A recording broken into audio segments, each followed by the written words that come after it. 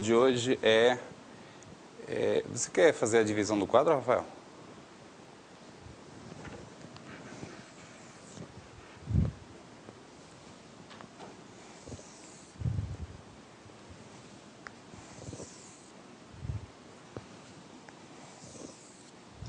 O tema de hoje é a noção de solução maximal, soluções maximais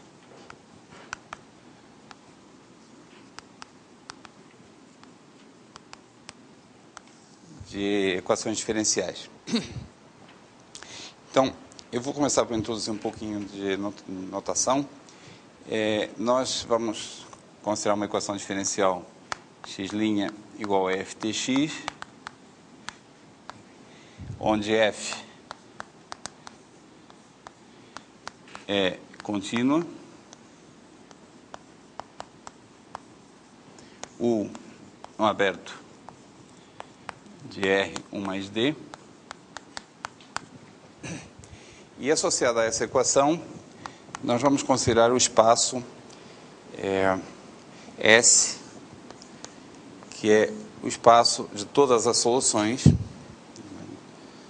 gama de I em RD, soluções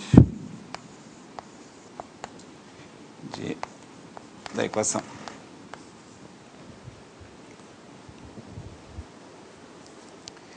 Vamos fixar uma dupla T0, X0 em U e vamos considerar soluções tais que gama de T0 igual a X0. Isso aqui é S, T0, X0. Está implícito está contido na definição que o T0 está no domínio I da solução. Dadas as duas soluções, gama 1 e gama 2,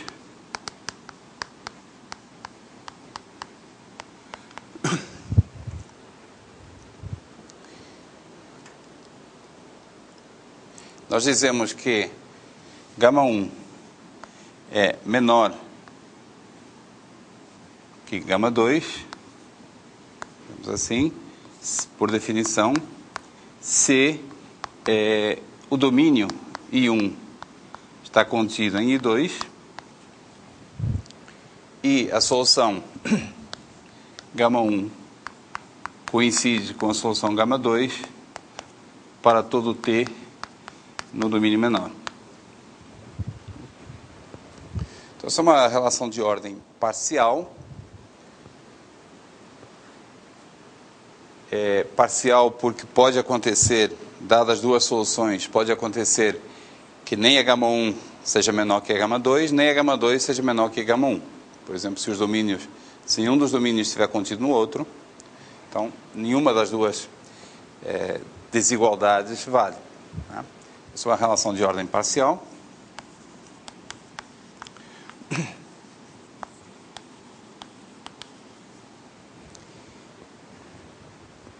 E nós dizemos que, então isso aqui é uma definição, outra definição, dizemos que gama é maximal, é elemento maximal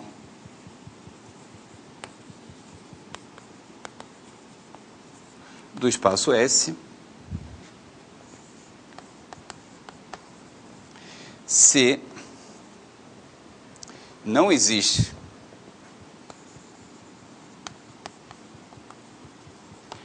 gama'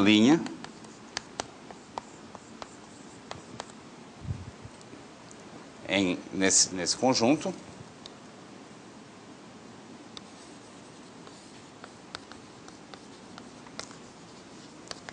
tal que gama é menor que gama'.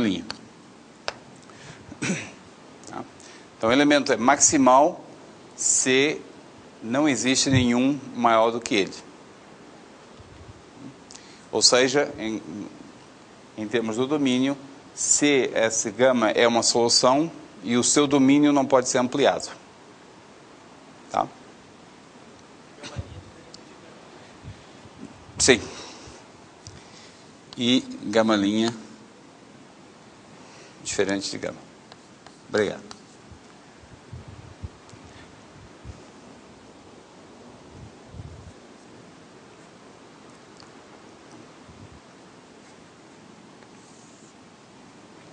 Vamos olhar um exemplo simples. Vamos considerar o caso em que U é igual a R2, né, D igual a 1, e F é a função x ao quadrado. Ftx igual a x ao quadrado. Então, a equação que eu vou considerar nesse exemplo é uma equação autônoma, em que a função f não depende do tempo. Estamos falando da equação x' igual a x ao quadrado. Bom, essa é uma equação que cai naquela classe de equações a variáveis separáveis. Eu vou resolvê-la informalmente, usando a notação meio informal, dx dt igual a x ao quadrado. Então, dx sobre x ao quadrado igual a dt. Tomando a integral nos dois termos, eu tenho menos 1 sobre x igual a t mais uma constante. Observe que essa função aqui é localmente lipschitziana, de fato ela é diferenciável, portanto nós estamos nas condições do teorema de existência e unicidade. Tudo que eu estou querendo fazer aqui é descobrir quem é a solução, quem são as soluções. Daqui eu tiro x igual a menos 1 sobre t mais c. Se agora eu quiser a solução que satisfazendo xt0 igual a x0, isso me permite calcular a constante. Então obtenho x, como é que é? Então, obtenho que x0 é igual a menos 1 sobre t0 mais c. Portanto, c é igual a menos 1 sobre x0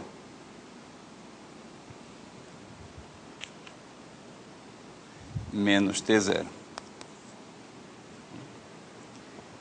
Então, eu chego na expressão x de t igual a menos 1 sobre t mais c.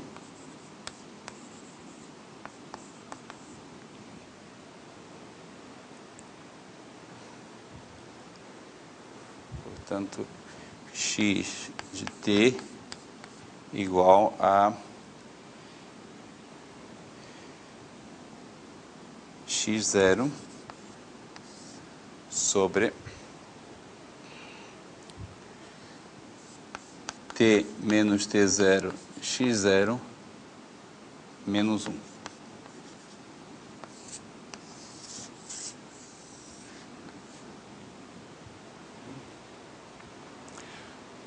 A menos que eu tenha me enganado em alguma dessas manipulações. Deixa eu enfatizar, talvez seja óbvio, mas deixa eu enfatizar que tudo que eu escrevi aqui em amarelo carece de um certo rigor. Por exemplo, não é nada claro que desse jeito eu tenha encontrado, não é claro que eu tenha encontrado uma solução que passe pela origem, porque no processo eu dividi tranquilamente por x, né? Então, esse argumento não é muito completo, não é um algoritmo para encontrar a solução, mas gerou essa expressão aqui, x de t igual a x0 sobre t menos t0 x0 menos 1, e agora é fácil verificar que, de fato, essa expressão é uma solução é a solução dessa equação.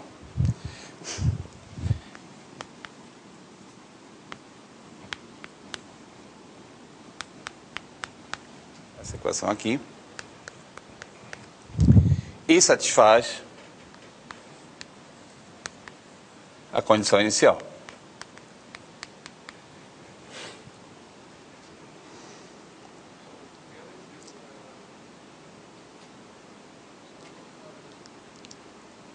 Ah, porque eu esqueci esse sinal menos aqui, né? Certo. Então tem que colocar um menos aqui. E aqui eu já vou escrever de outra forma.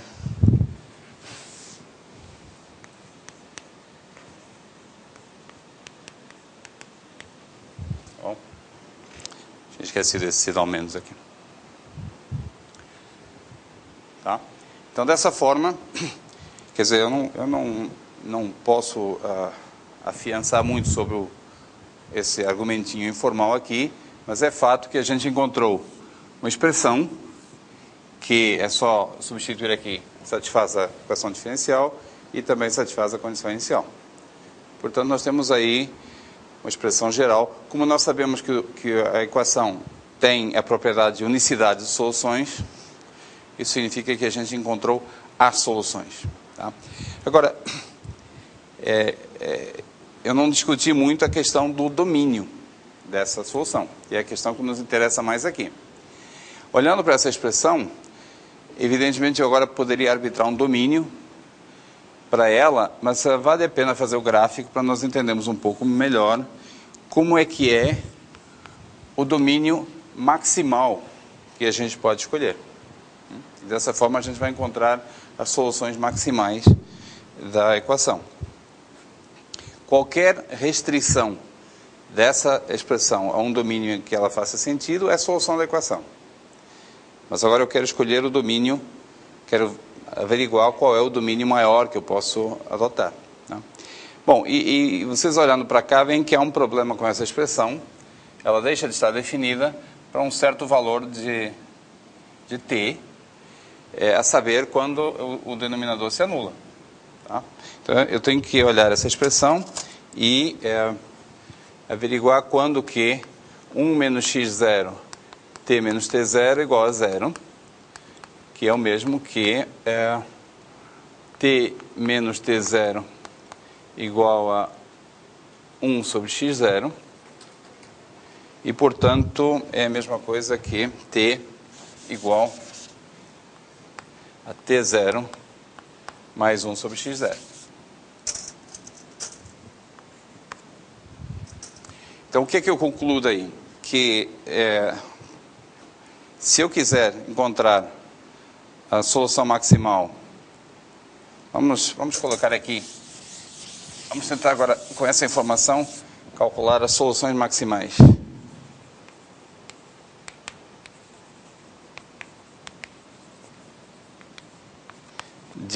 Do problema dado, né, que é x' igual a x ao quadrado, com x de t0 igual a x0. Então, tem que marcar aqui a posição do ponto t0 mais 1 sobre x0, que é, bom, digamos aqui.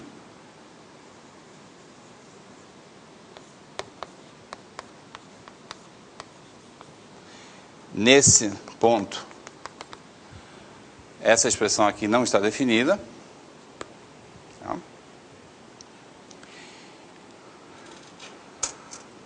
Portanto, o domínio máximo de definição dessa expressão é o complementar, é a união dos outros dois intervalos, é o complementar desse ponto aqui. De acordo? Então, a solução maximal é gama de... É isso que eu vou querer que vocês digam.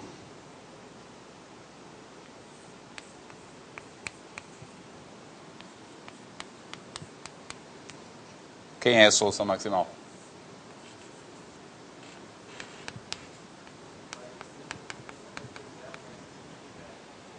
De menos infinito até aqui? Por que você não quer colocar o outro intervalo também? Por definição, domínios de soluções são sempre intervalos. Tá? Então, a solução maximal vai estar definida nesse intervalo ou nesse aqui. Por que você gosta do intervalo à esquerda? Ah, porque o T0 está por aqui, né? É verdade.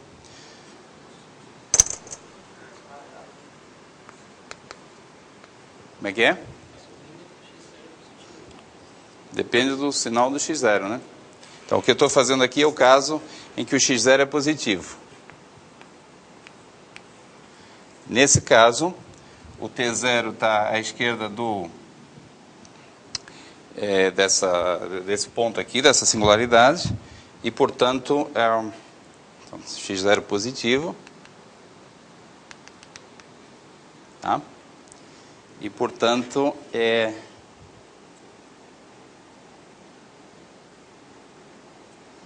isso. E, portanto, nós temos que tomar esse domínio aqui. Tá? Bom, e agora tem que olhar com um pouquinho mais de atenção para aquela expressão. Se eu não me engano, ela tem esse comportamento assim.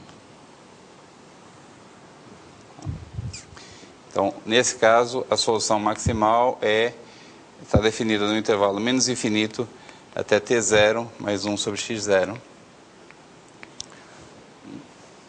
No caso em que x0 é menor que 0, bom, as figuras são muito semelhantes e a solução estará definida entre t0 mais 1 sobre x0 e mais infinito, com a mesma expressão.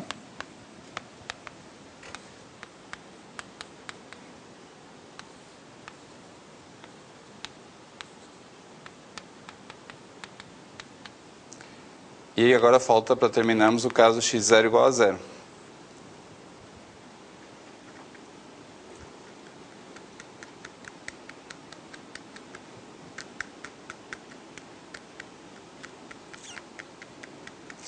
Vocês já sabem de uma das aulas anteriores que quando nós temos uma equação autônoma e temos então não depende do tempo, e temos um ponto onde o campo de vetor se anula, a curva constante igual a esse ponto é a solução da equação.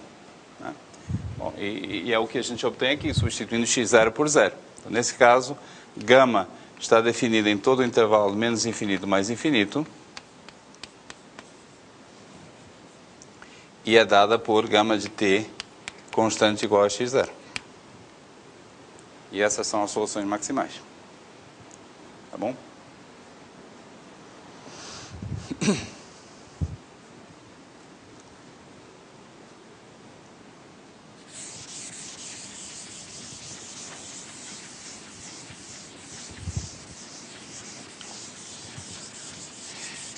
Nesse exemplo eu me antecipei um pouco em relação ao teorema que eu quero enunciar, que é o teorema que diz que sempre existem soluções maximais.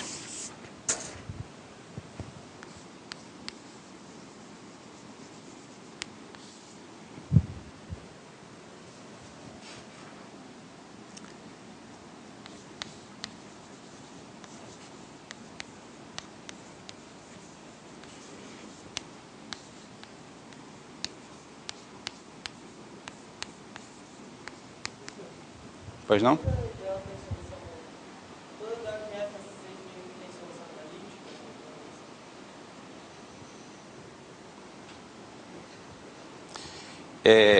Não sei se eu entendi a sua pergunta. Você está supondo que f é de classe C infinito e quer saber se a solução é necessariamente analítica. É isso? Não. Solução, isso é um dos teoremas que a gente vai ver na próxima aula.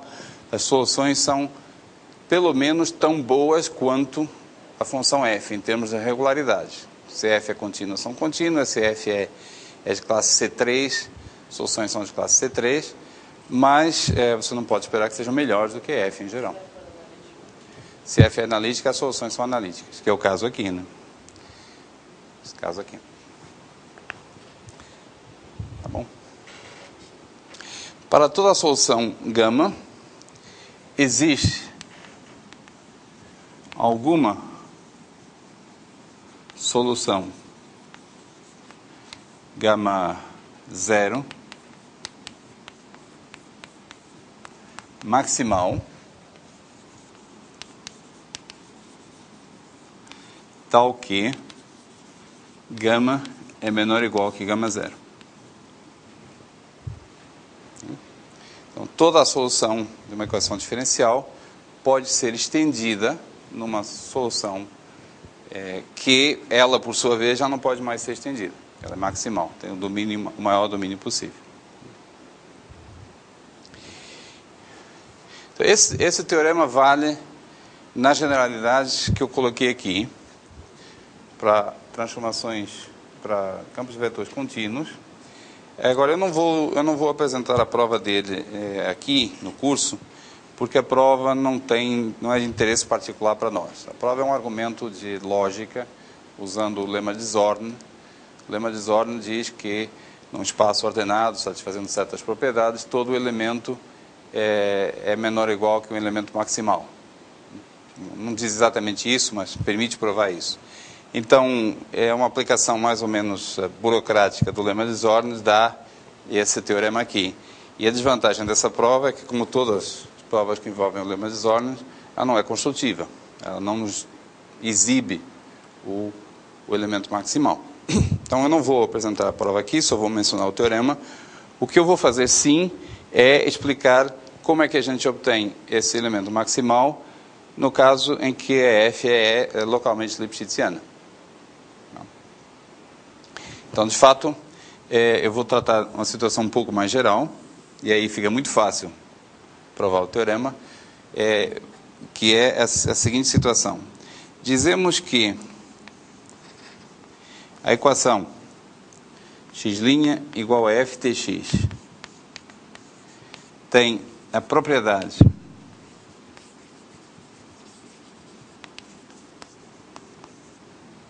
de unicidade de soluções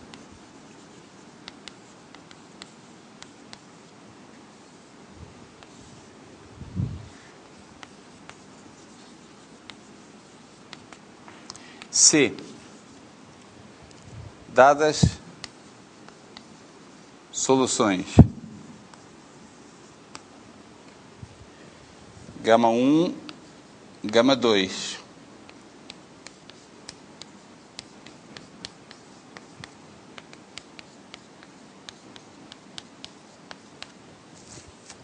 com gama 1 de T0 igual a gama 2 de T0, quer dizer, dadas duas soluções que satisfazem a mesma condição inicial, tem-se gama 1 de T igual a gama 2 de T para todo T na interseção dos domínios.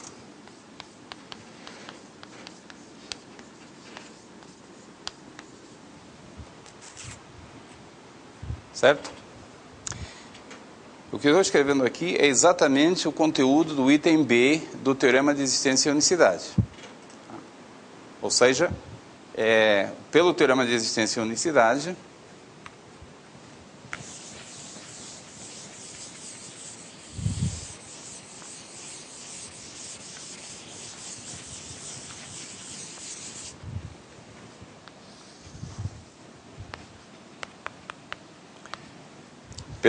um exemplo,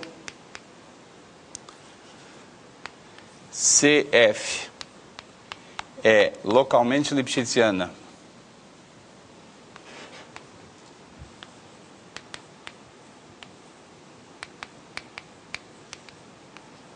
na segunda variável, então a equação tem a propriedade de unicidade. Então x' igual a ftx tem a propriedade de unicidade.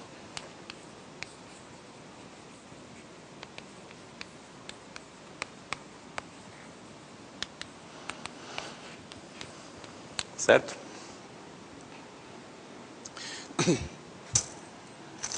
Bom, quando a equação tem a propriedade de unicidade, então fica muito fácil encontrar a solução maximal.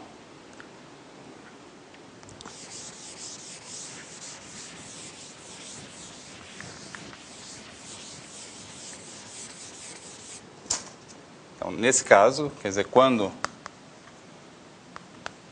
x' igual a ftx tem a propriedade de unicidade.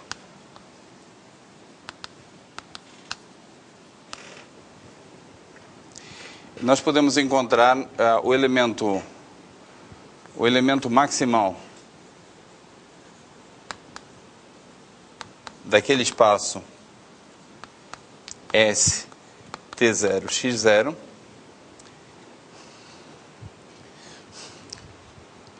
Como é que eu vou obter, nesse caso, a solução com o maior domínio possível? Bom, eu vou tomar todas as soluções, tomar a união dos seus domínios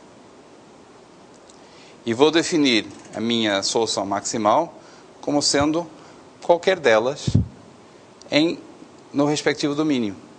Porque pela propriedade de unicidade, onde dois domínios se intersectarem, as respectivas soluções coincidem. Portanto, não importa. Tá?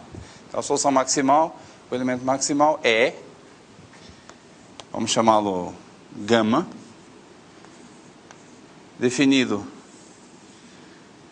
da união dos i's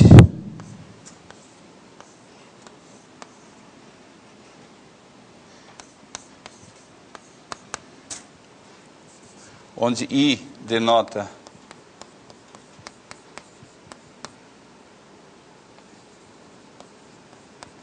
isso aqui é muito mais fácil de entender do que escrever, tá? Vocês pegam as soluções todas, consideram a união dos respectivos domínios e agora, dado T pertencente a um domínio I, vocês associam a imagem do T pela respectiva solução gama. Tá claro? Porque eu estou... Talvez fique mais claro se eu colocar um índice aqui. Vou colocar um índice gama no domínio, só para enfatizar que o I denota o domínio da solução gama. E essa definição é boa, essa função está bem definida, porque a propriedade de unicidade diz que se eu tiver o T pertencente a um I gama e também a um I beta, então gama de T e beta de T são iguais. Portanto, a definição não depende da escolha do domínio, da solução cujo domínio contém aquele ponto.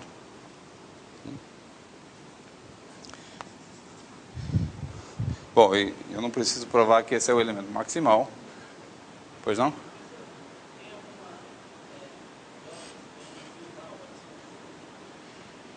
Em qual contexto? Contexto com unicidade ou contexto sem unicidade? Com unicidade eu estou provando ali, sem usar nada. Não, estou escolhendo qualquer uma. Isso não é escolher. Isso não é escolher. Você pode tomar qualquer uma. O axioma da escolha é quando você vai ao conjunto e retira um elemento sem dizer qual é esse elemento, e o que você faz com ele depende dessa escolha. Aqui é inteiramente explícito. Por exemplo, eu acabei de dizer que demonstrações usando o axioma da escolha não são explícitas, não são construtivas, não são computacionais, porque o axioma da escolha não diz a você como escolher esse elemento. Mas a definição que eu estou colocando ali é inteiramente computacional. Sabe como é que você faz para fazer um computador calcular a solução? Você diz ao computador, escolha, pegue qualquer elemento qualquer um, calcule o valor respectivo. Acabou. Acabou o programa.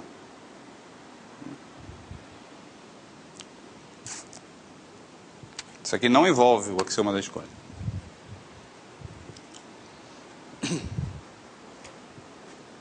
O axioma da escolha é um enunciado mais técnico do que simplesmente dizer que a gente pode escolher.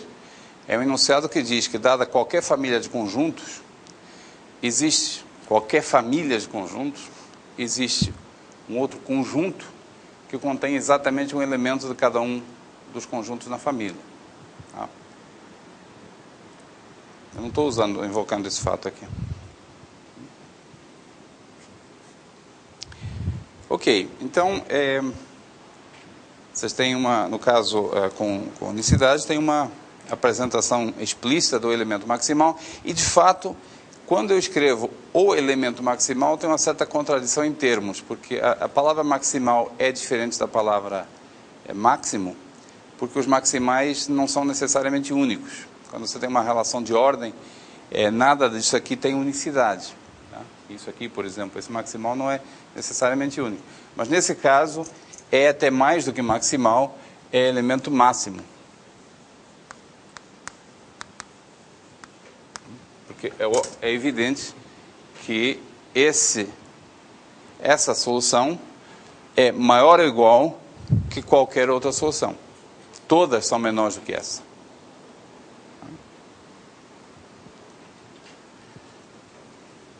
Por construção. Pois não?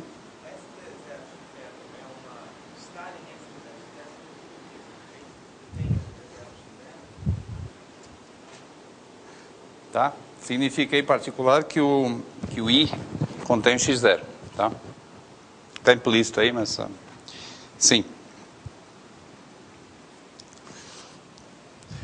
Bom, agora...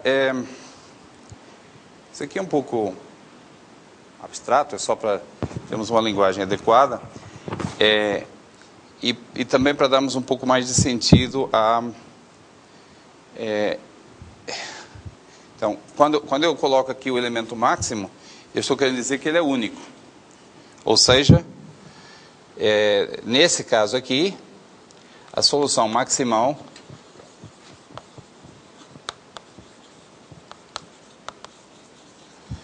é única. Nesse caso, em que nós temos a propriedade de unicidade. A propriedade de unicidade é um enunciado sobre como diferentes soluções definidas em domínios talvez pequenos se relacionam. E se relacionam coincidindo na interseção dos domínios. A conclusão que a gente retira é que, nesse caso, a solução maximal para o problema com a condição inicial dada é única. Então, temos uma outra propriedade de unicidade. Agora, nós temos uma questão importante para tratar, relacionada com soluções maximais, que é tentarmos entender qual é o domínio. O que é que determina o domínio dessas soluções maximais?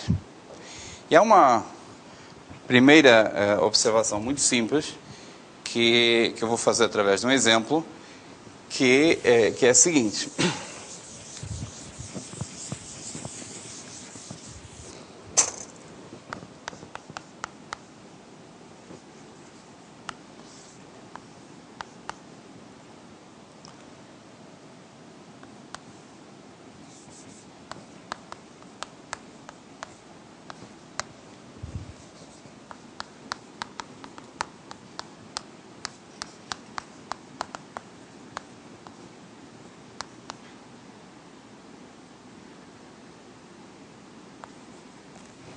Então, nesse domínio aqui, nós queremos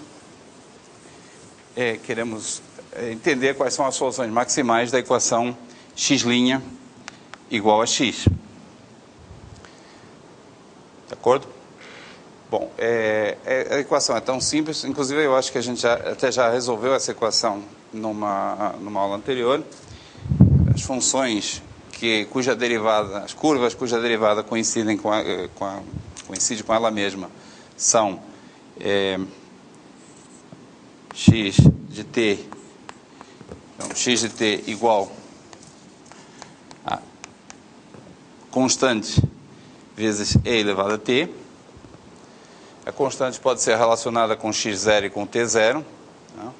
Se eu fizer essa relação, x0 igual a c e a t0, isso dá aqui T0, enfim, dá a expressão para T0, substituindo aqui, eu obtenho essa expressão.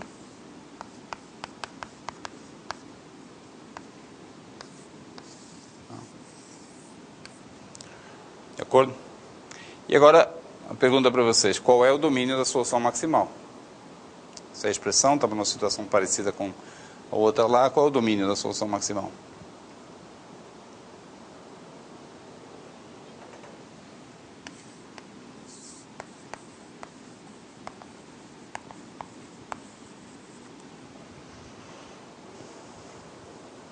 R todo? Deveria ser, mas não é. E não é pelo seguinte, é que o domínio em que a equação está definida é o quadrado menos 1 ao quadrado. E por definição de solução, né, eu tenho esse domínio, por definição de solução, o gráfico da solução tem que estar contido no domínio U. Né? Então, essas expressões vão ser expressões desse tipo, assim. Esse gráfico. Mas eu tenho que considerá-lo apenas no domínio I máximo, tal que o gráfico esteja contido no U. De acordo? Então, se eu tentasse colocar aqui definido em menos infinito mais infinito, isso não estaria, formalmente não estaria correto por causa dessa restrição. Tá? Nós temos que ter T, gama de T, pertencente a U, para todo T no domínio, e, portanto, não podemos definir em todo menos infinito mais infinito. De acordo? Mas é claro que isso aqui quer dizer, eu inventei um exemplo artificial para explicar um primeiro cuidado que a gente tem que ter, mas é artificial. Eu poderia perfeitamente ter definido essa equação no domínio R2 todo. Porque a função f está bem definida no R2 todo. Certo? Então parece que foi má vontade da minha parte restringir voluntariamente o domínio da equação para ter uma restrição artificial das soluções. E de fato foi má vontade da minha parte, tá? Mas eu estou querendo enfatizar que há algo mais profundo por trás. Por exemplo, aqui, nessa equação que a gente tratou há pouco, o domínio, nesse caso aqui, o f(tx) era x ao quadrado. Não é?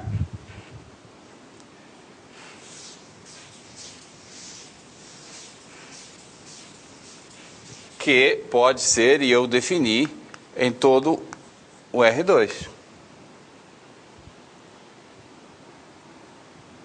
Então, esse tipo de situação artificial aqui não existia. No entanto, as soluções maximais dessa equação, tá? Exemplo, não estão definidas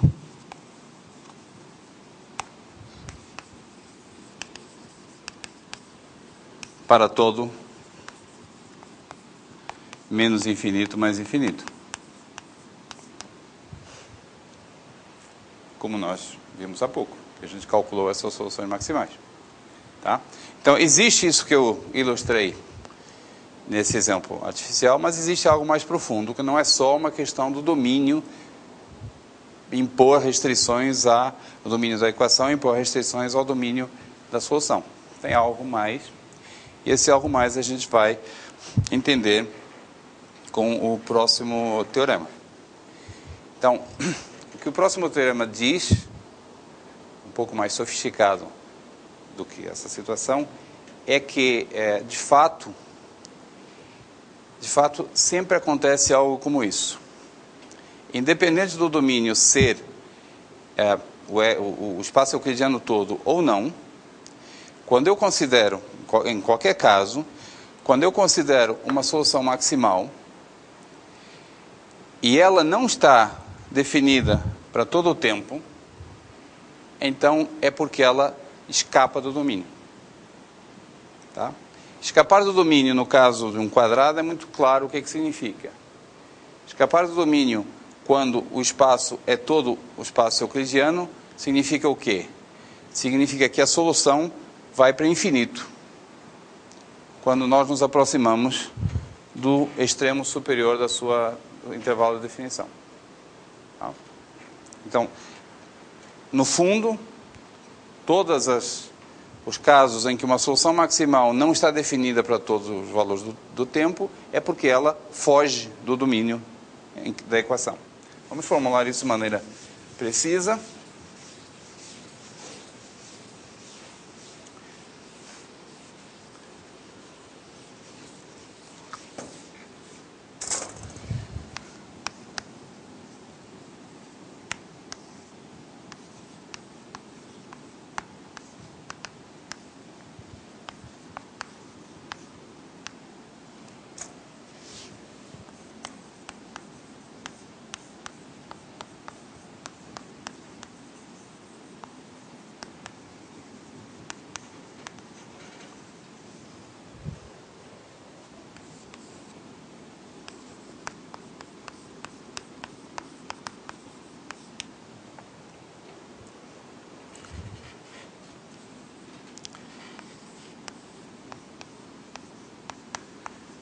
Então, vamos considerar qualquer solução maximal da equação e há duas possibilidades. Ou ela está definida até o mais infinito, no fundo é a situação que a gente gostaria, né? Solução definida no intervalo máximo possível para a direita.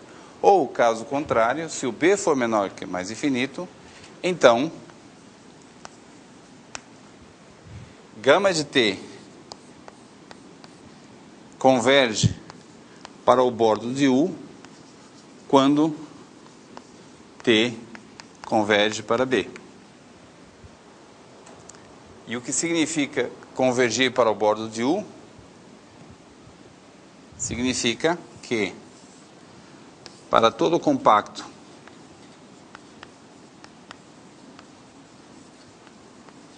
K contido em U, existe epsilon maior que zero, tal que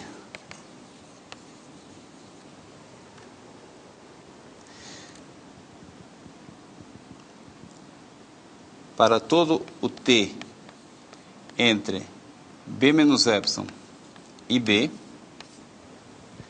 nós temos que gama de t não está no compacto. Então, vou fazer uma figura aqui.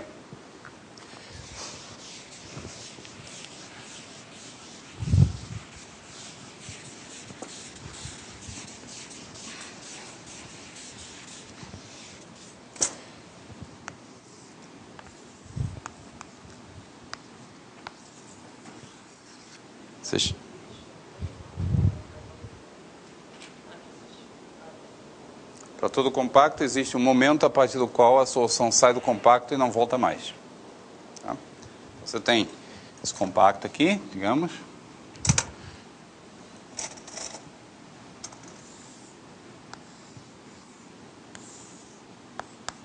Tá? Eu estou dizendo que tem uma hora aqui b menos epsilon, tal que a partir daqui a solução sai do compacto e não regressa mais. Isso aqui é a representação, em amarelo é a representação do gráfico da solução.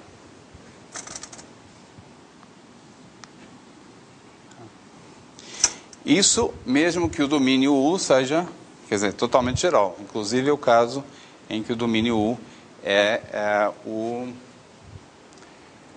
espaço euclidiano completo. Pois não?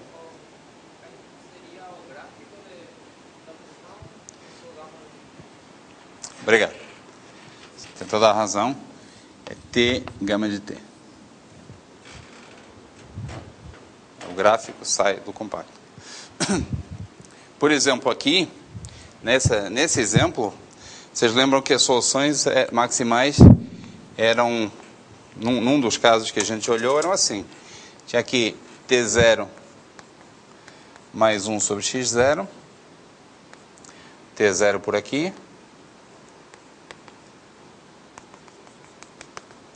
e a solução fazia algo como isso.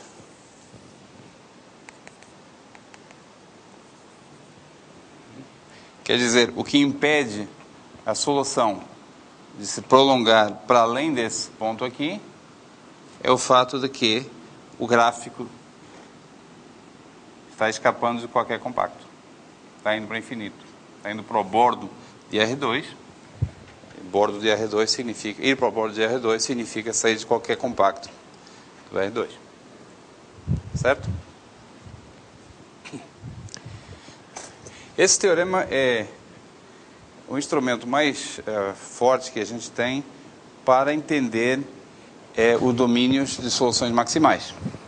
Por exemplo, se nós formos capazes de mostrar que a solução de uma equação está presa num compacto, ela não tem como escapar, isso implica que ela está definida para todo o tempo. Tá? Então eu vou provar esse teorema daqui a pouquinho, mas antes disso, para ilustrar, dar um exemplo de utilização, eu vou voltar a um exemplo que a gente tratou na primeira aula.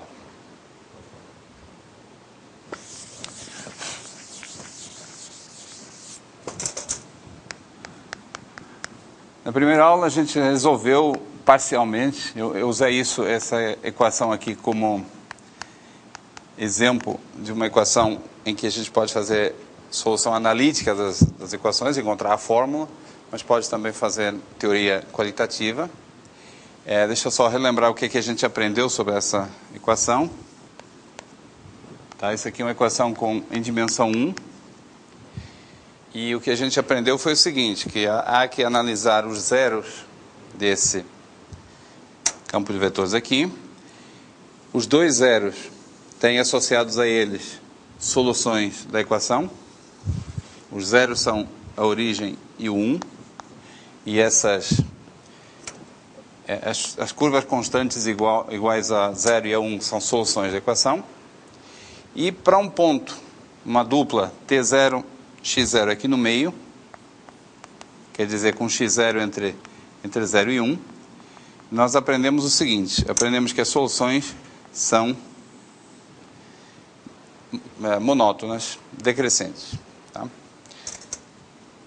Então, se x0 está entre 0 e 1, a solução que passa por aqui, a respectiva solução é as soluções associadas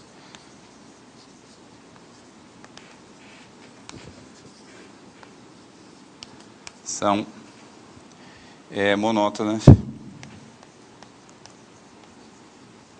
decrescentes, tal como eu desenhei. Aprendemos outras coisas. Aprendemos que se eu pegar uma dessas soluções e simplesmente transladar para a esquerda ou para a direita, eu obtenho outras soluções. E isso porque a equação é autônoma. Depende. Translações no tempo não afetam o conjunto das soluções. E aí, eu completei o gráfico, mas eu disse que na época, na ocasião, a gente não tinha informação ainda para ir muito mais além do que isso. Tá? Você perguntou, por exemplo, se as soluções, essa solução aqui poderia encontrar essa daqui. Bom, isso já respondemos. Não pode, porque isso é uma solução e nós temos unicidade de soluções. Tá? Então, esse gráfico aqui é um gráfico decrescente, necessariamente contido entre essa reta e essa reta. Tá? O que vocês concluem daí?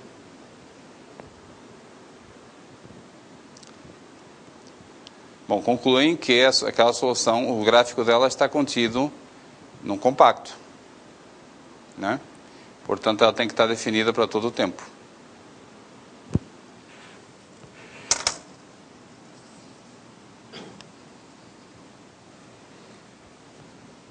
A respectiva solução, agora já podemos falar em solução maximal.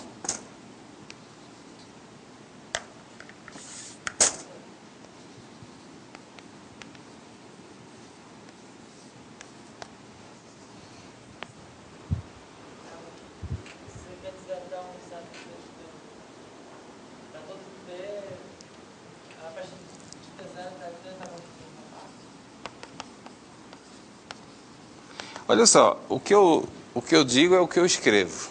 Vamos ver o que eu escrevo. Está definida para todo menos infinito mais infinito. Você concorda com essa afirmação? Diga.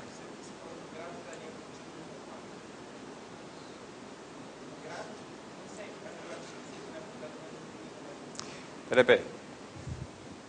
Vamos lá. O que eu quero argumentar? Que está definido em menos infinito a mais infinito, certo? Vamos supor que não. Vamos supor que o B, o intervalo maximal do domínio de definição, seja menor que infinito. Tá? Então, o B vai até aqui. Tá? Aí você concorda que toda a solução para frente está contida num compacto. A saber, o compacto entre, digamos, 0 e B por 0,1. A solução não satisfaria isso aqui. Tá? É um pouco mais sutil do que eu falei, mas eu estava querendo acordar vocês. Né? Se o domínio de definição, o B, fosse finito, então eu poderia escolher um certo compacto, a saber, esse compacto aqui.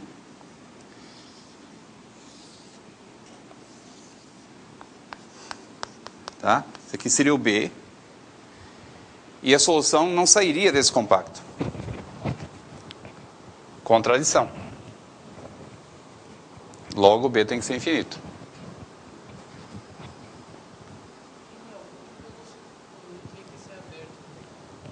O U é RD. O U é R2.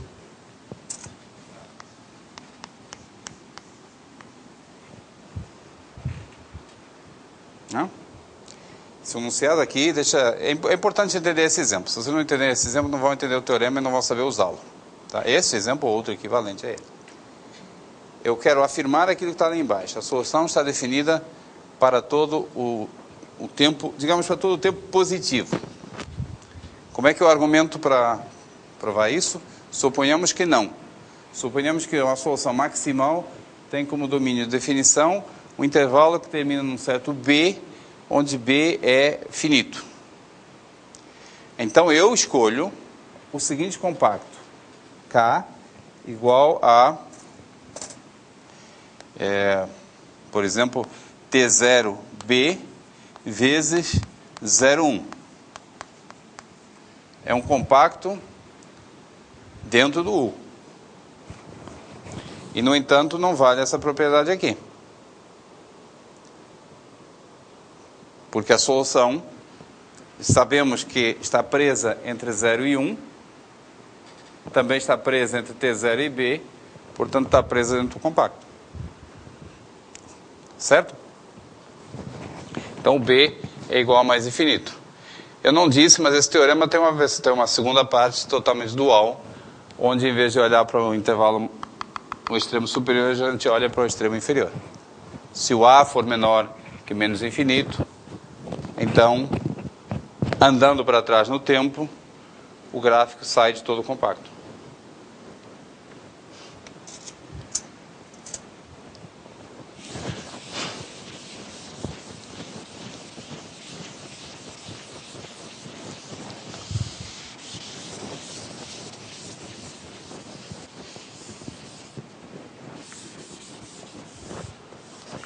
Eu acho que a gente pode gastar 5 minutos para avançar um pouco mais na análise dessa equação. Depois eu quero provar o teorema, mas já que estamos mexendo nessa equação aqui, então eu já provei a propriedade A e a propriedade B.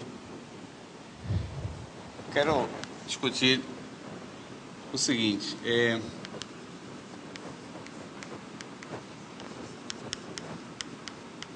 Agora que eu sei que a solução está definida para todo o tempo, qual é o limite de gama de t quando t vai para o infinito?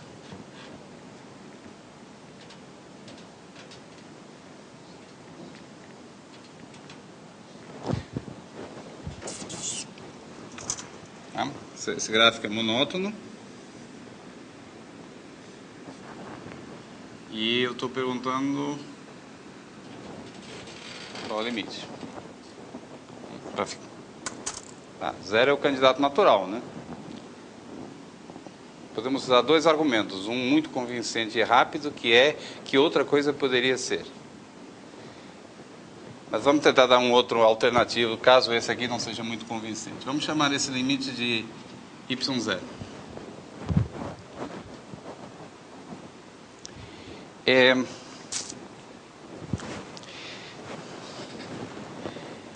Bom, primeiro, esse limite existe, tá? Por monotonia, etc., existe.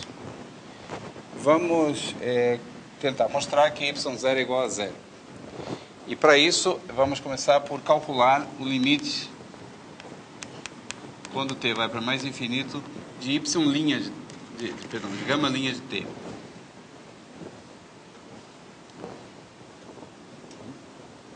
Bom, não é difícil, porque gama', quer dizer, gama é uma solução da equação, portanto, gama' tem que ser igual a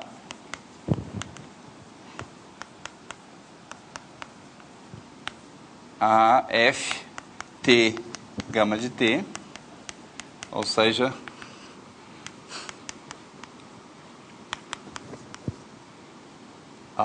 gama de t vezes gama de t menos 1, e portanto isso aqui é igual a y0 menos 1. De acordo? Bom, agora há duas possibilidades. É óbvio, do que a gente já falou antes, que y0 está entre 0 e 1. De fato, é óbvio que está entre 0 e 1, aberto no 1. Porque a gente começou num certo x0, que está entre 0 e 1, a solução é decrescente, portanto não pode estar convergindo para cá. De acordo? Então, há duas possibilidades. Se o y0 for maior que 0, que é a possibilidade que a gente quer excluir, então, essa expressão aqui é estritamente negativa.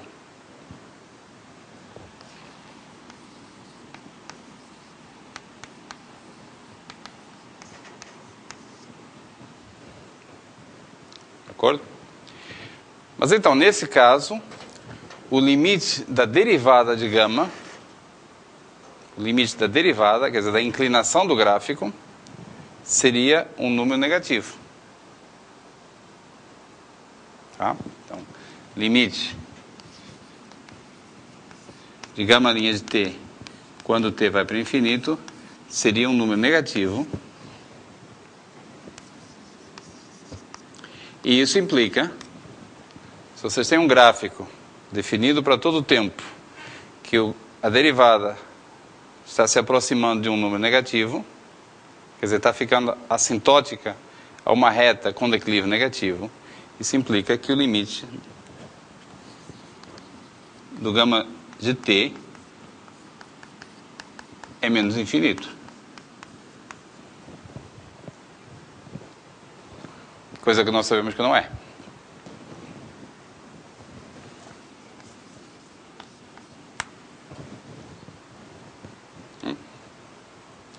Logo, o y0 tem que ser igual a 0.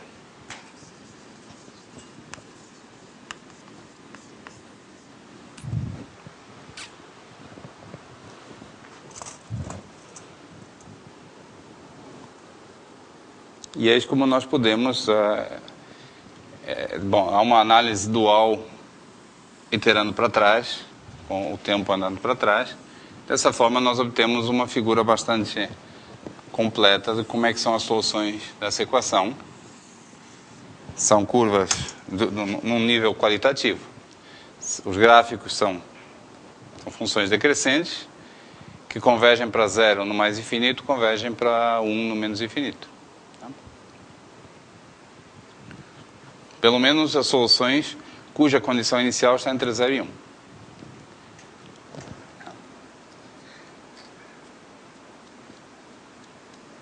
As soluções que começam aqui fora, de fato, as soluções maximais não estão definidas para todo o tempo. Elas explodem em tempo finito.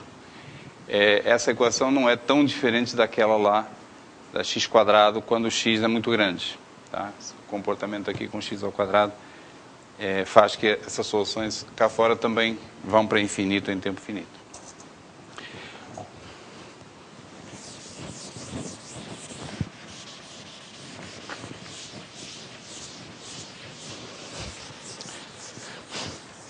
Ok, nos últimos minutos, essa última meia hora, a gente vai provar aquele teorema e, se der tempo, a gente ainda faz mais algumas aplicações.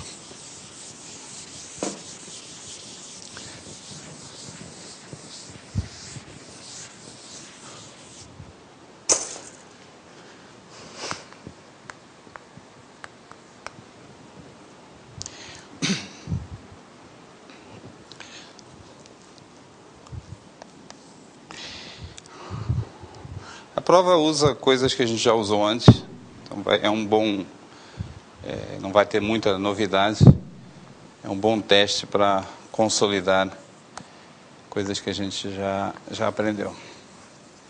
Esse é o domínio U, o compacto K. Então eu vou supor que eu tenho gama, uma solução maximal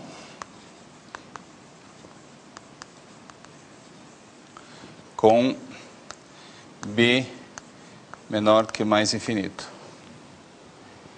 E aí eu quero provar aquela propriedade que está lá, que a solução necessariamente em algum momento escapa definitivamente do compacto. Vou desenhar o compacto aqui.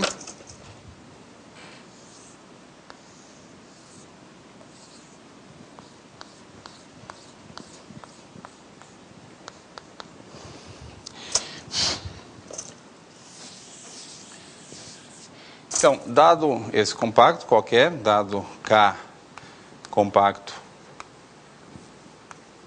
contido em U, eu vou fixar uma constante pequena, delta,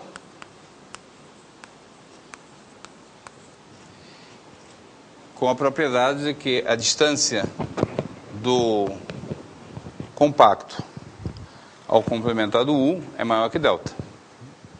Então, o que a bola de centro T0 vezes bola de centro X0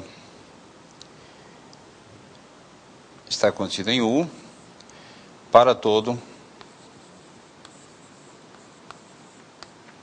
T0 X0 no compacto. Então, a distância de qualquer ponto do compacto ao complementado U é maior, estritamente maior do que delta.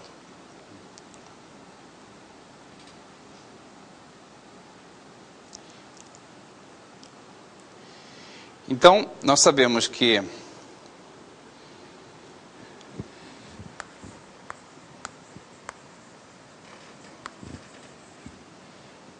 tomando epsilon zero, o mínimo entre esse delta e delta sobre M,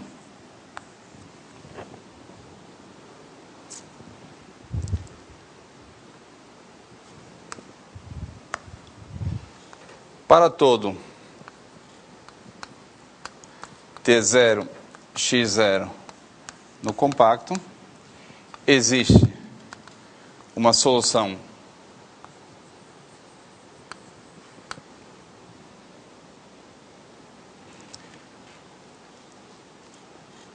gama zero, gama T0, X0, definida entre T0 menos epsilon e T0 mais epsilon,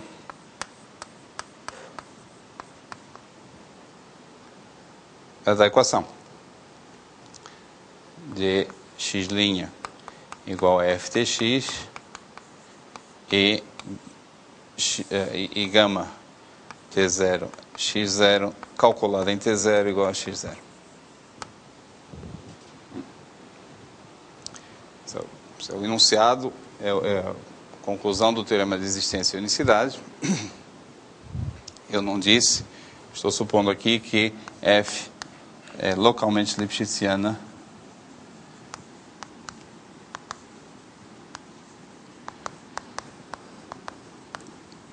em X.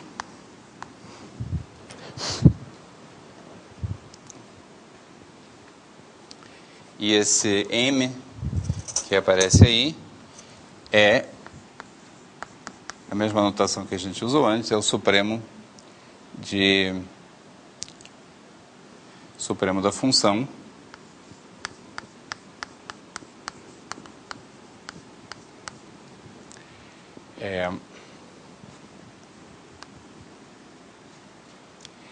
para t e x em K.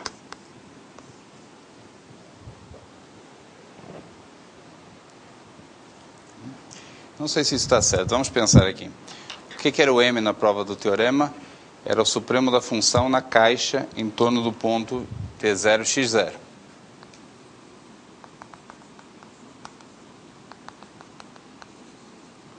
Então, a gente pegava uma caixa,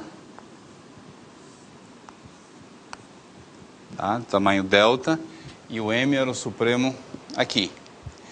E como o meu desenho mostra, essa caixa não está necessariamente contida no K.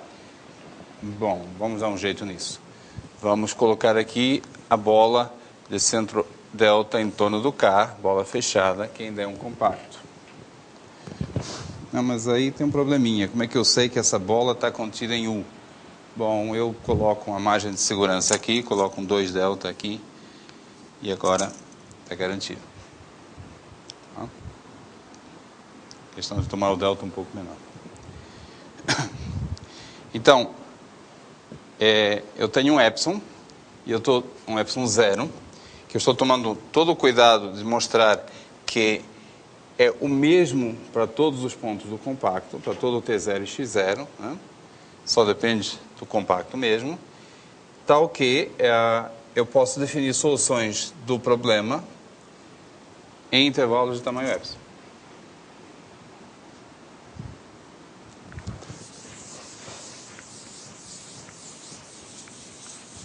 Tudo isso aqui a gente já sabia, só estou reescrevendo no nosso contexto, mas isso é o teorema de existência e unicidade.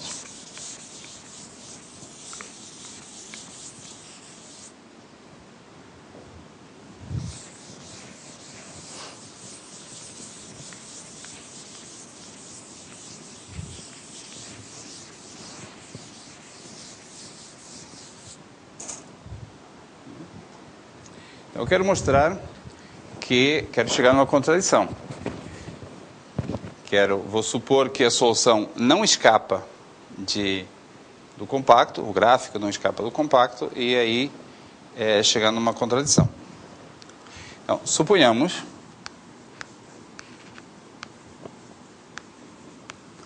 que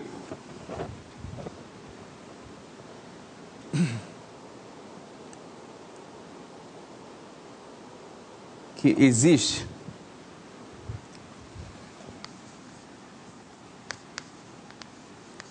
T no intervalo B menos epsilon 0 P, tal que T gama de T está no compacto. Quero mostrar que não. O meu epsilon aqui é aquele epsilon 0 que eu escolhi lá. Eu vou tomar esse epsilon. E o teorema afirma que, então, para todo T, a partir desse B menos epsilon 0, nós temos esse fato. Suponhamos que não, suponhamos que existe algum T nesse intervalo, tal que a solução ainda está dentro do compacto. Eu vou só mudar um pouquinho a notação, algum T chapéu, só para referir a partir daqui é esse ponto, fixado. Então, qual é a situação que nós temos? Temos o domínio máximo de definição da solução, que vai até B. Temos um ponto aqui, temos aqui o B menos epsilon 0, e temos um ponto T chapéu, com a propriedade que quando eu olho o gráfico, tá? Aqui está o T-chapéu, aqui está o valor da solução, gama de T-chapéu. Esse ponto aí está no compacto.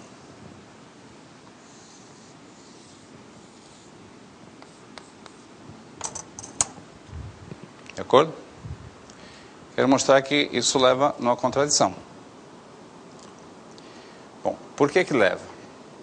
Porque se esse ponto aqui está no compacto, então eu posso aplicar o teorema de existência e unicidade, esse fato aqui, tá? Posso aplicar esse fato aqui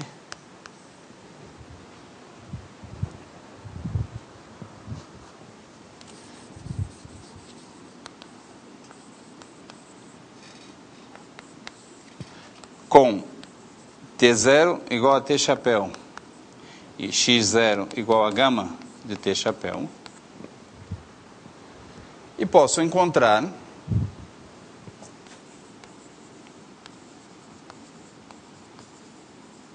então uma solução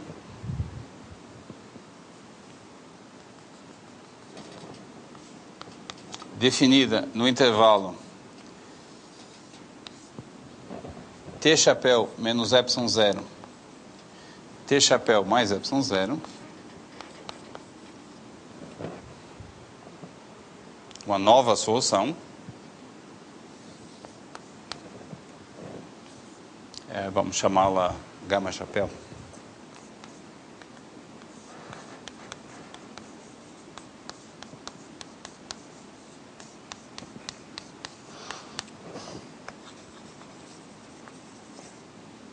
Solução, também solução da equação,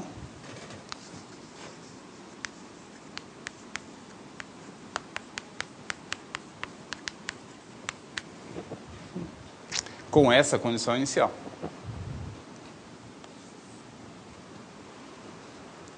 Certo? Então, resumindo, o que eu tenho nesse momento? Vou repetir a figura aqui para enfatizar. Tenho a minha solução original, gama. Tenho esse ponto T-chapéu aqui. Tenho aqui B menos epsilon 0. E agora tenho uma nova solução que eu construí com outra condição inicial, gama-chapéu, que essa nova solução está definida no intervalo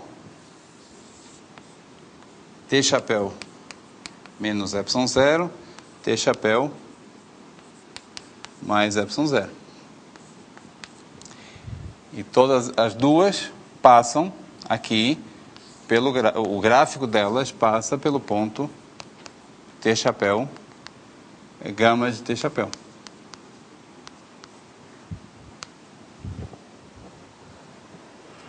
De acordo? O que eu vou fazer agora? As duas soluções têm que coincidir na interseção dos domínios. Tá? Então, por unicidade, gama e gama-chapéu coincidem na interseção dos seus domínios.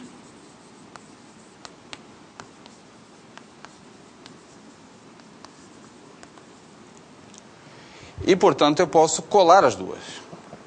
Eu posso definir uma nova solução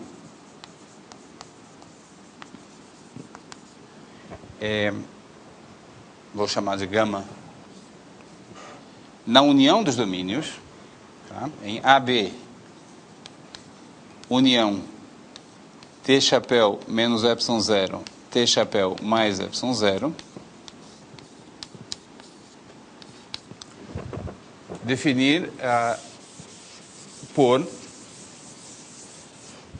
se T está por gama de T igual ao gamazinho de T se o T está entre A e B, e igual a gama-chapéu de T se o T está entre T-chapéu menos epsilon 0, T-chapéu mais epsilon 0.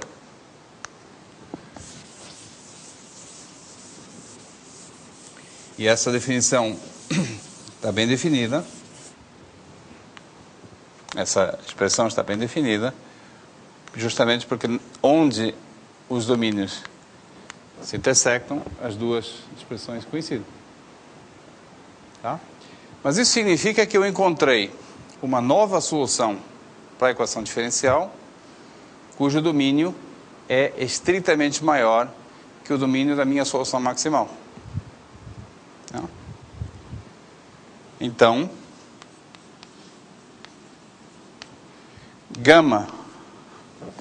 gamazinho é menor que gama e não são iguais.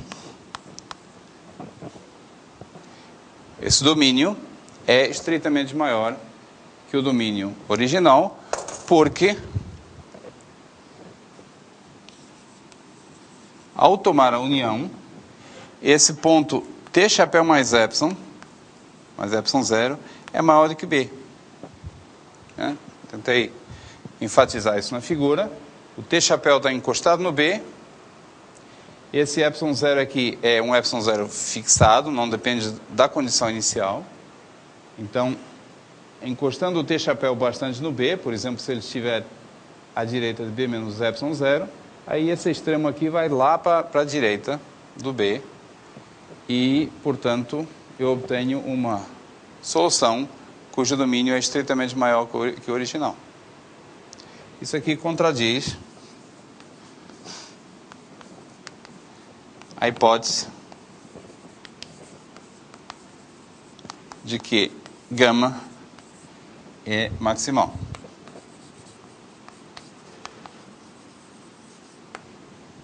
E, portanto, a prova está concluída. Certo? Então, vocês veem que não tem muito mistério na prova. Enquanto a solução ficar visitando um compacto dado, nós podemos aplicar o teorema de existência e unicidade com um epsilon fixado, que só depende do compacto. Então, enquanto a solução estiver passeando no compacto, a gente sempre pode acrescentar um epsilonzinho ao domínio. Logo, para que chegue uma hora que o domínio não estica mais, não estende mais, é necessário que a solução já esteja saindo de qualquer compacto. Então, essa é a moral da prova. Não tem mais do que isso. Mas também mostra que a gente tem que entender bem o conteúdo do teorema de existência e unicidade. E, mais uma vez, foi útil aqui essa versão essa estimativa do epsilon em que a constante de Lipschitz não aparece. A gente daria um jeito, mas é mais prático assim. Tá bom? Então, esse é o instrumento principal que a gente tem para provar que o domínio, que as soluções maximais estão definidas em todo o tempo, ou analisar quando é que elas não estão definidas em todo o tempo. Vamos dar um último exemplo aqui para terminarmos hoje, rapidinho.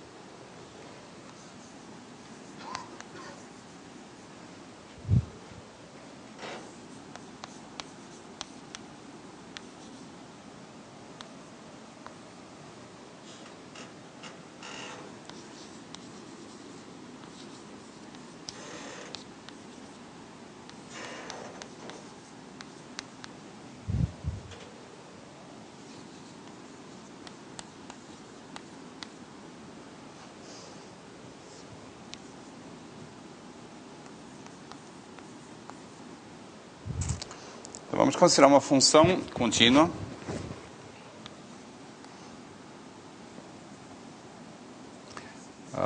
Diferenciável C1. que tem a propriedade que é um campo de vetores em RD, com a propriedade que G de x, produto interno x, é negativo para todo x suficientemente grande. Então eu afirmo que soluções maximais, toda solução maximal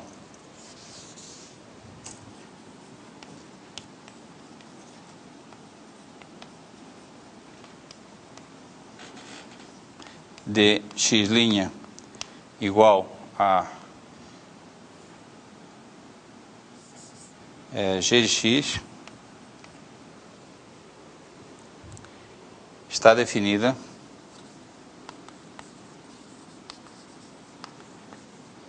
no intervalo AB com B igual a mais infinito.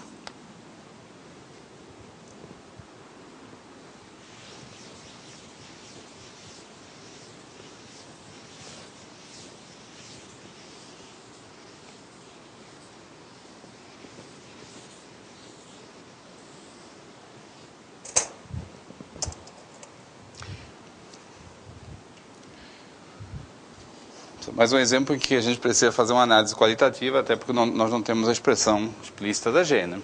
Primeiro, o que significa a condição? O que significa a condição Gx, produto interno x, menor que zero? Bom, vocês tomam um ponto x qualquer em RD, x,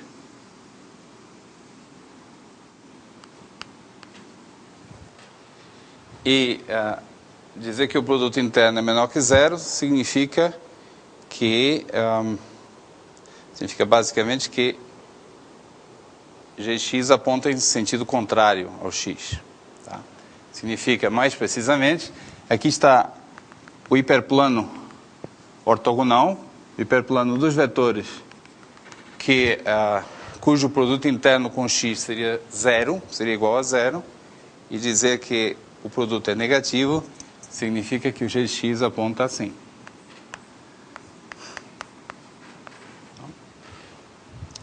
O hiperplano para dentro. Então, o que a gente pode esperar? Esse G de x indica o tangente às soluções. Então, a gente pode esperar que soluções apontem grosseiramente para dentro. Tá? Ou seja, que à medida que o tempo passa, em cima de uma solução, a solução deveria ser algo parecido com isso que eu desenhei aqui. Isso era para ser um vetor, não é uma reta, mas vocês podem pensar que é uma curva. A solução deveria estar fazendo isso aí. Ou seja, à medida que o tempo passa, a norma da solução, a norma do gama de t deveria diminuir. Tá? Então é isso mesmo que eu vou observar. Tem-se que a derivada de gama de t ao longo do tempo da norma é negativa sempre que gama de t seja grande. Essa é a minha afirmação.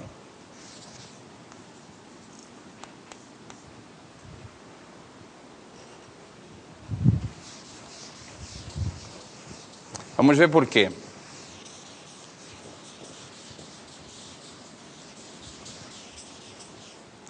Derivar a norma é um pouquinho chato. Então eu vou provar algo. Isso aqui também é verdade, mas eu vou provar algo que é um pouquinho mais fácil de provar, que é que o quadrado da norma tem derivada negativa. Por que isso é mais agradável? Porque o quadrado da norma é o produto gama de t por gama de t. Tá? Portanto, a sua derivada é sempre mais agradável lidar com o quadrado da norma. A sua derivada é gama de t vezes gama' de t, ou seja, gama de t vezes g de gama de t, que é negativo sempre que gama de t seja grande. A minha afirmação é uma consequência direta da hipótese. Está aqui. Ali faltam 2.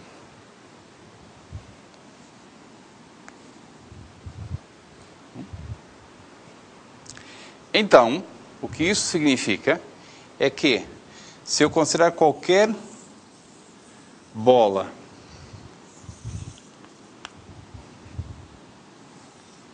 bom, eu estou repetindo para ajudar, dar tempo a vocês de absorverem a geometria. Se eu considerar qualquer bola de raio R maior que 1000,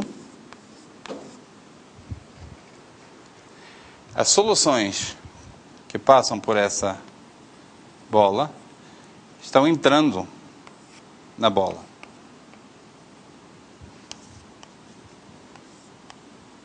Estão cruzando no sentido em que o quadrado da norma diminui. Então, toda a solução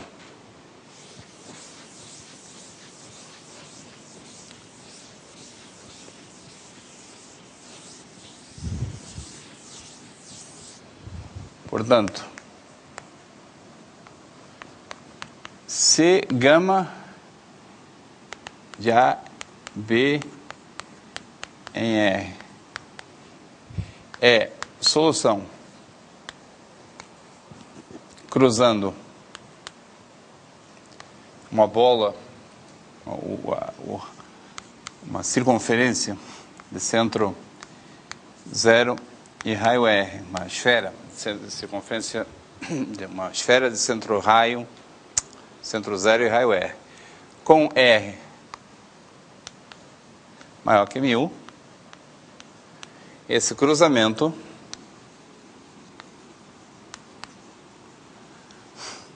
é no sentido para dentro.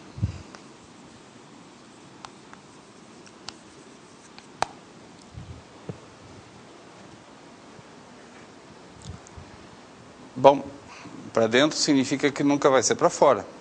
Significa que a solução fica presa na bola fechada. Digamos, cruzando significa que gama de T0 igual a x0, onde x0 tem norma igual a SR. Então, gama de T estará na bola fechada de centro 0 e raio R para todo T maior que T0.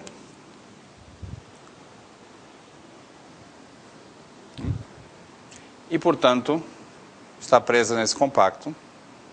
Portanto, o domínio de definição tem que ir até B igual a mais infinito.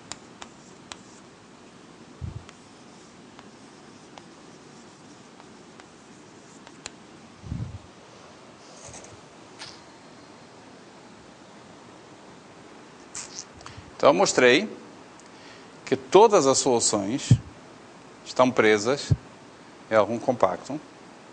Aquelas que cruzam uma esfera com raio muito grande, por esse argumento que eu mostrei. E aquelas que nem sequer chegam numa esfera com raio muito grande, já estão presas num compacto que é uma bola com raio menor. Né?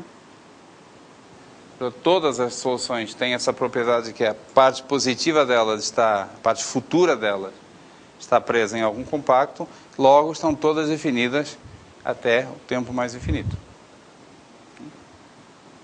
Eu não falei nada sobre o A, e de fato com essas hipóteses eu não consigo dizer nada sobre o A. O A poderia ser menos infinito ou não, mas o B é mais infinito. Tá bom? Alguma pergunta?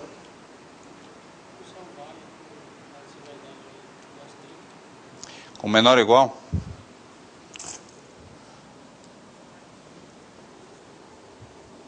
Pergunta se posso colocar menor ou igual aqui.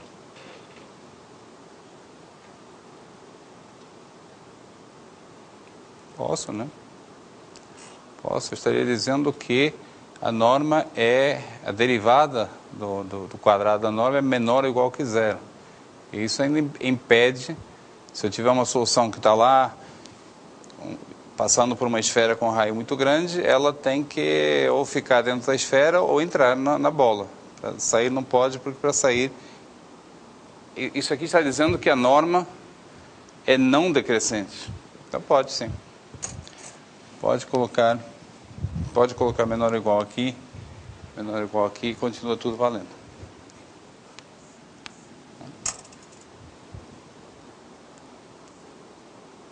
Tá bom? Por exemplo, se algum de vocês quiser fazer um exercício com menos abstrato, existe uma equação diferencial famosa, talvez a mais famosa de todas, que é o sistema de Lorentz. Lorentz sem T. O atrator de Lorentz.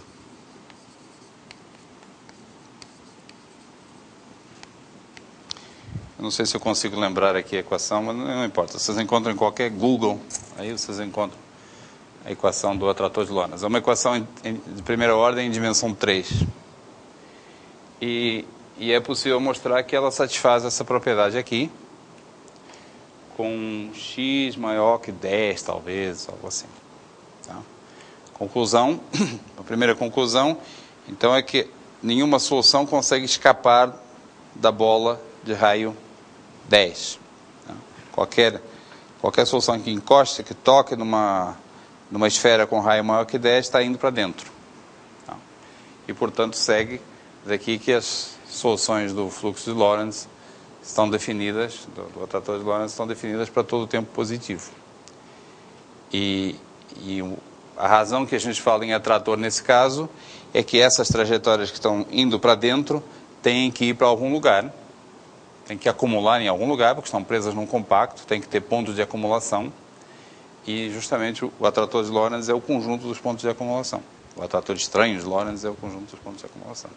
Tá? Então isso aqui não é só um exercício para a aula, é algo que pode ser usado em exemplos concretos. Tá bom?